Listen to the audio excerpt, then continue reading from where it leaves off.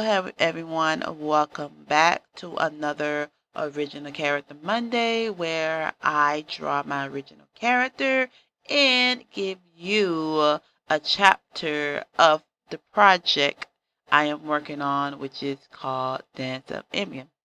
So, today we are going to read chapter 4, and just to recap on last week's video, if you didn't know, you can click the link to check out chapter 3 and chapter 2 and chapter 1 if you have not checked those out yet. So, recap. Last week in chapter 3, Bonjan Kè was trying to save his son, and he ended up passing, sadly.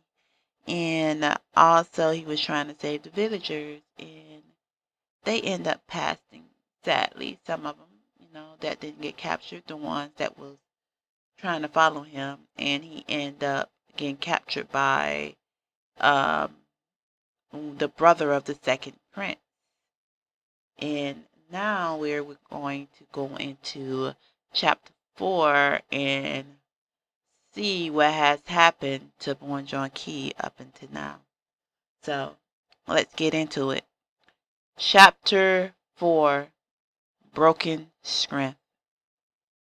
Chapter 4, Broken Strength.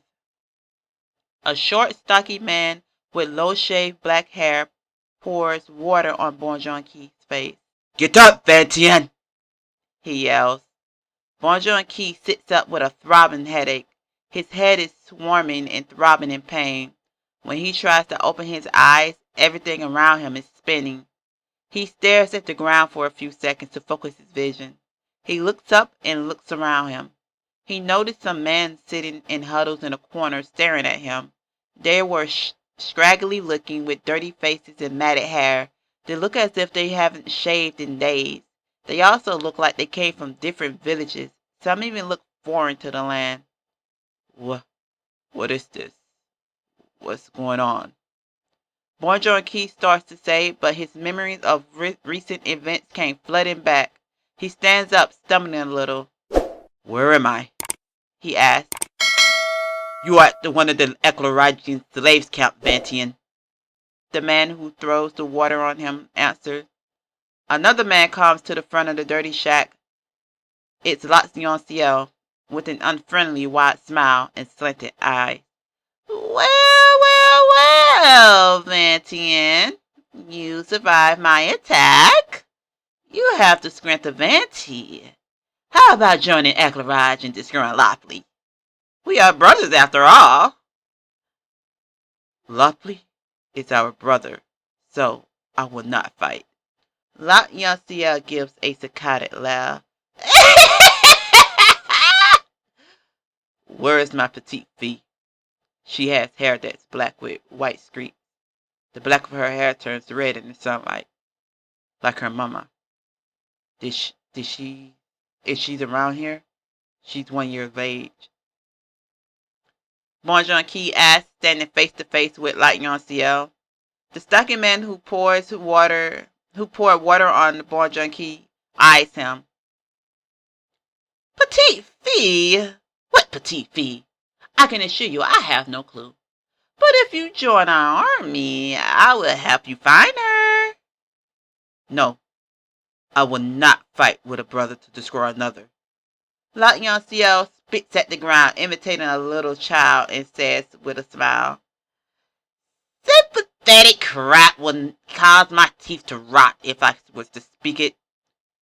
You aren't my brother speaking like that. You are simply either my enemy or my pawn." Bonjan Kè gives him a look of pity and says, "Only children are concerned with vain things such as fighting over land that can easily be shared amongst all nations. Men are more concerned with keeping their people alive and building up nations instead of killing them and tearing them down." With a quick motion and still holding a creepy, unfriendly smile, he pulls out his unnatural sword and points it at Bonjan Kè. Everyone in the shack starts to scatter away. Some cowering in the far corner. Bonjan Kè doesn't flinch. It's decided then, Bonjan Kè says. You will be both my pawn and my enemy. If I am to find your petite fille, I'll make sure you never see her again. Bonjan Kè looks at the man who throws water on Bonjan Kè and says, beat him 3 times a day, 300 slashings for 3 weeks. Yes, sire. The man replies with an almost bitter tone. Guards, get him. Bonjan Kè is taken by the guards without a struggle. They roughly push and shove him out of the shack towards a stake that is pierced through the ground. Bonjan Kè looks at his surroundings as they tie him to the stake. He is in a roundabout circle with 4 roads that lead out. There seems to be hundreds upon hundreds of small ran-down shacks and tents. Get out here, you grubby pieces of earthworms! A guard yells, banging on the doors and roofs of shacks and shaking the tents. Time to witness the punishment of being worthless! Out of one of the better-built, larger buildings emerged a man carrying a long metal whip with miniature spinning electrical spikes protruding like thorns on a rose. The man looks at the crowd and says, This is what happens when you don't obey the authority of the Eclorogians. He nods his head to the man and with the whip. He pressed a button on the whip. The thorn-like spikes coming from the whip extended outwards with blue worm-like wires moving around one another. He then swung the whip around his head a few times, then cracked it on Bonjan Kè's back. The spikes on the whip let out electrical sparks that splits in multiple places, then shatters. What the man says. Everyone stares in disbelief for a moment and then bursts into rapid chattering. Bonjan Kè was watching as well. So he can break rank 10 electrical steel whips. His body is like a boulder. Alrighty then. Whipping isn't going to help. Starve him and give him the worst work you can possibly give him until I come back. I know what might break him. The guards untie Bonjan Kè and put him in a cage that sits in the middle of the camp as well. You will be staying here for a long while, the man says. As the man walks away, Bonjan Kè noticed that his head seems to give off a faint reddish look in the sunlight. Zatouche? The cage that he is placed in smells of the dead. There is dry blood and feces on the bars and floor. Bonjan Kè sits with his legs crossed and eyes fixed on the people around him. They think they can break me through starvation and work. I am already broken. Bonjan Kè starts to think about his past. Papa, what is the purpose of this?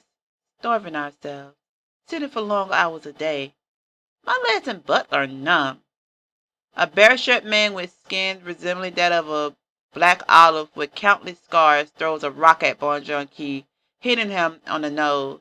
His nose starts to bleed and leaks into his mouth. However, he doesn't move an inch to wipe the blood from his upper lip. He knows if he was to move, he would have to face even more dire consequences than just a rock. Speak if you have an answer. Say nothing if you don't. What about those who cannot eat, who are not able to move as easily as you and I to feed themselves, who aren't able to pay or forge for themselves? He asks. Bonjan Kè says nothing. This is a part of dancing. To be able to dance, you need to emulate, making yourself as low as possible. You need to know what it's like to eat, to not eat, what it's like to not be able to move easily. You need to be torn down in order to be rebuilt, until you are able to not just sympathize with those who are as low as the dirt itself, but to be as them, be one with them. If you cannot, then you will forever be a child living in a fantasy world. So we must face the reality that the unfortunate live every day? Bonjan Kè asked. Yes and no. We face the reality. However, we will help pull them from that reality into a new. I don't understand. Rain trickles down upon both of them. There will always be those who have less than some, but we will make sure the less are able to be built up. We will help them build themselves up to be rich without silver or gold. His father says, I still don't understand, Papa, but okay, says Bonjan Kè. His father smiles and lifts his face to the sky and let the rain pound down on it. You will one day. Times are coming when you have no choice but to learn. Bonjan Kè looks out towards the sky of the cage. I'm already torn. My papa made sure of that. He looked at his hand. A man who can't even protect his family. What is the venting strength if I can't follow through? L'Esprit, Mama, Dlo, and we dead. La vie gone. He makes a fist. I must find La vie and end this stupid war with this broken strength of mine. And that is the end of chapter 4. So this one was more shorter than those before. So guys, I thank you for listening in and checking out this story. Stay tuned for chapter 5. We have a few more chapters to go before we done with this and get to rewriting it and everything. Well, I'm already kind of rewriting it, but still. So let me know in the comments below what you thought of the story. Also, what you think of Dlo's character design. Remember, the story is heavily subjected to change, as also as the character look.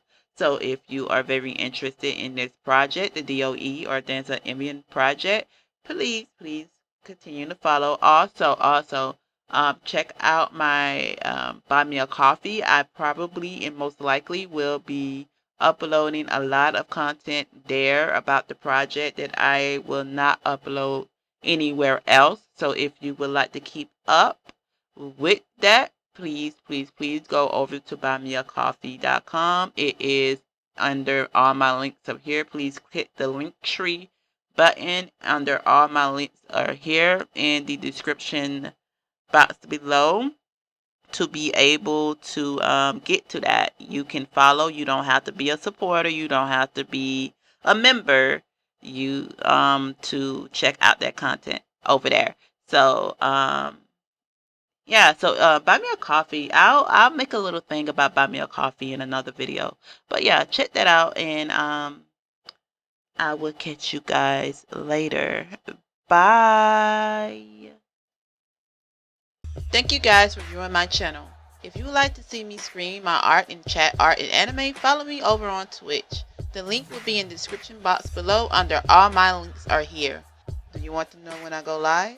Join my Discord where you get live updates when I go live. The link to it will also be under all my links are here. Remember, art grinders, keep drawing, keep going, don't stop.